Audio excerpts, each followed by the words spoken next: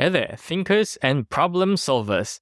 Have you ever wondered why some people seem to excel at cutting through complexity and seeing the truth behind the noise? What makes a great critical thinker, and how can you develop that skill in your own life?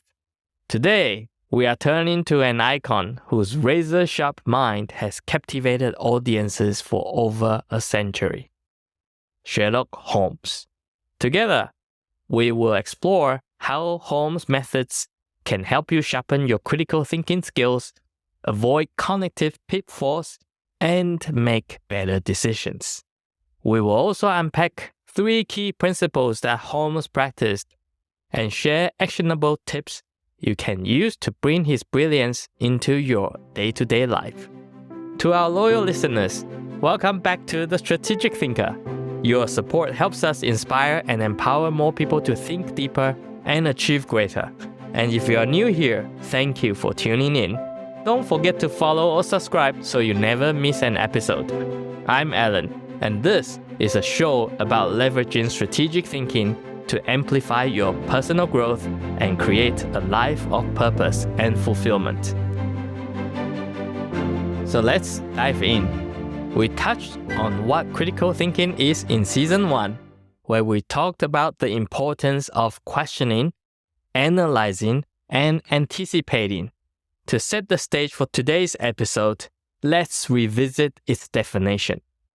Critical thinking is the ability to objectively analyze information, evaluate evidence, and arrive at a reasoned conclusion. But it's not just about logic. It's also about curiosity, skepticism, and the courage to challenge assumptions. So why does this matter? In a world overflowing with information and with the increasing role of artificial intelligence, your ability to separate signal from noise is invaluable. Whether you are making a business decision, solving a personal challenge, or even engaging in casual debates, critical thinking can help you see clearly and act decisively. And here's the best part. Just like creativity, critical thinking is a skill that anyone can develop with practice and intention. So how can you develop the skills of a master critical thinker? Let's turn to one of my idols growing up, Sherlock Holmes. If you are unfamiliar, Sherlock Holmes calls himself a consulting detective and is a legendary fictional detective famous for solving the most perplexing cases. Today, we will take a page from his playbook and explore 3 principles he exemplified. Observe with precision, question assumptions, and deduce with discipline. So let's break these down. Starting with the first one, observe with precision. Holmes often told his loyal companion, Dr. Watson, "You see, but you do not observe." This distinction is at the heart of critical thinking. Observation isn't just about noticing what's in front of you. It's about paying attention to the details others might overlook. Think about a time when a small clue, like a tone of voice or an inconsistency in a report, revealed a deeper truth. Holmes mastered the art of observation by cultivating mindfulness. He didn't just glance at his surroundings. He studied them with intent, always looking for the why. So we can practice slowing down. Take 5 minutes each day to observe something ordinary. A conversation, a piece of art, or even the view from your window. Challenge yourself to notice one detail you would have missed otherwise. 2. Question assumptions. Holmes' brilliance often came from his willingness to challenge conventional wisdom. Where others accept assumptions at face value, Holmes always asked, why? For instance, in The Hound of the Baskervilles, Holmes didn't assume the mysterious hound was supernatural, even when everyone else did. By questioning the premise, he uncovered a much more rational and sinister truth. So, let's try to adopt a beginner's mindset. In your next meeting or discussion, identify one assumption everyone is taking for granted and ask, is this really true? You might uncover insights that others miss. 3. Deduce with discipline. Holmes was famous for his methodical approach to reasoning. He used a process of elimination to narrow possibilities, testing each hypothesis against the facts. In our daily lives, it's easy to jump to conclusions based on intuition or incomplete data. We just don't have the time.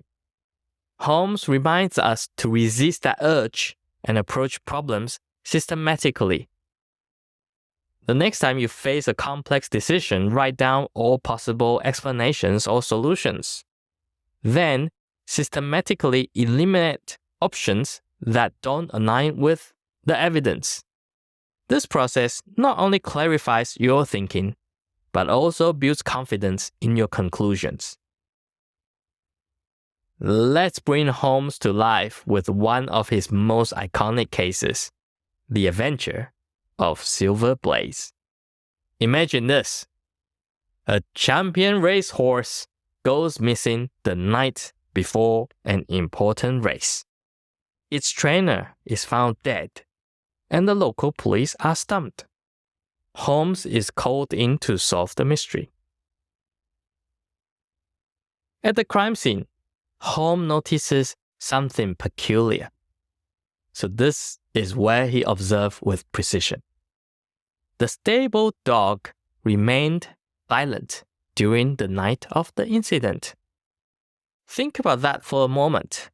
The dog's behavior, or rather, its lack of behavior, tells Holmes something critical. If an unknown intruder had entered the stable, the dog would have barked. Silence suggests that the dog knew the person who approached.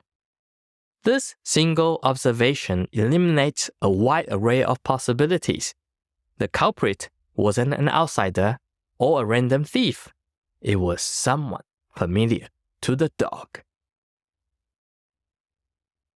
Next, Holmes questions assumptions.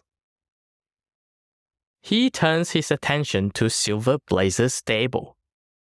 At first glance, everything seems ordinary, but then Holmes notices another oddity.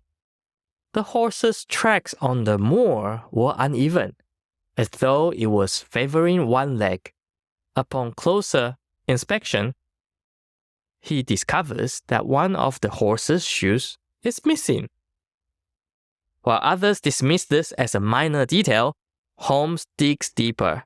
He theorizes that the missing horseshoe could explain why Silver Blaze fled the stable in the first place. A horse might have been in pain or startled, causing it to bolt. Holmes questions a critical assumption everyone else has made, that the horse was stolen. What if the horse has simply run away? To test his theory, Holmes interviews a local shepherd who recalls seeing a horse galloping across the moor in the early morning hours. This confirmation strengthens Holmes' belief that Silver Blaze is still alive and likely hiding somewhere on the moor. But the mystery isn't just about the missing horse. It's about the death of John Stryker. Here, Holmes deduces with discipline. So his deductions take a surprising turn. Holmes examines Stryker's belongings and finds a strange piece of evidence, a surgical knife. This strikes Holmes as odd. Why would a horse trainer need such a tool? He digs further into Stryker's background and uncovers a motive. Straker, it turns out, was in financial trouble. Holmes deduces that Straker had planned to sabotage Silver Blaze, possibly by slightly injuring the horse to ensure it wouldn't win the race. This would have allowed Straker to profit from betting on a different horse. But the plan backfired.